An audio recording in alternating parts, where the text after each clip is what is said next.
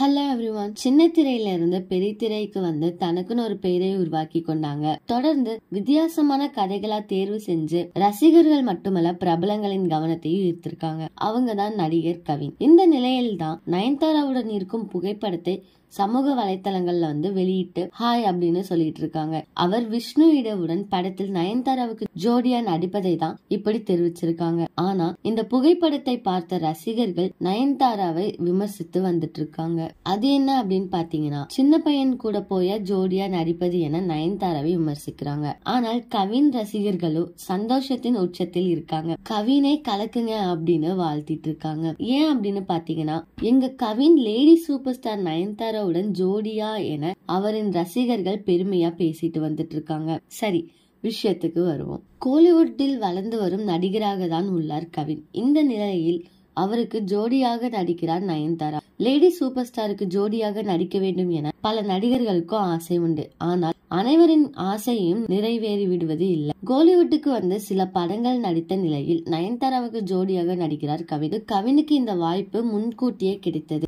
இதற்கிடையே தன்னை விட வயதில் சிறியவரான கவினுடன் நடிக்க நயன்தாரா எந்த ஒரு மறுப்பும் தெரிவிக்கல. அதற்கு காரணம் கதை.